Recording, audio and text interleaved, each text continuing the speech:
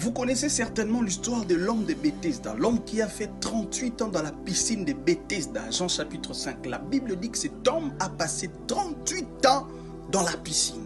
Vous imaginez, si c'était toi et moi, on allait dire c'est assez, c'est beaucoup trop, je ne pouvais plus rester à Bethesda. Mais cet homme, malgré le nombre des années qu'il a passé, malgré le temps qu'il a fait couler, mais cet homme était resté à Bethesda. Bien aimé, cet homme est une très grande leçon que nous devons avoir dans la Bible, la leçon sur la persévérance et sur la révélation.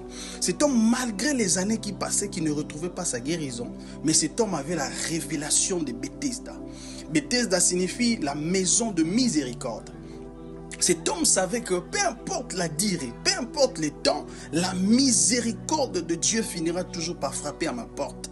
J'aimerais dire à quelqu'un, ne quitte pas un endroit si Dieu ne te donne pas la révélation. Ne quitte pas un endroit si tu n'as pas reçu la lumière de Dieu. À moins que Dieu te dise quitte, à moins que Dieu te dise ne sois plus là. Mais tant que Dieu n'a pas dit ça, tu dois avoir la lumière, la révélation de savoir que c'est ici que Dieu veut que je sois.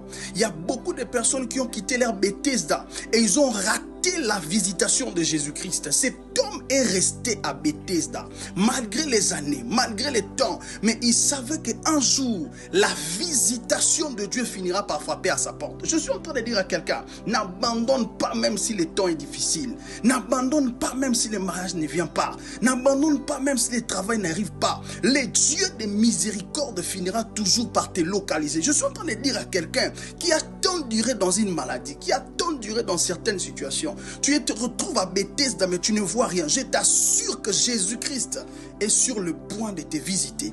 Parce que le cas de cet homme n'a pas été résolu par l'ange, mais ça a été résolu par Jésus lui-même. Quand tu es fidèle, tu es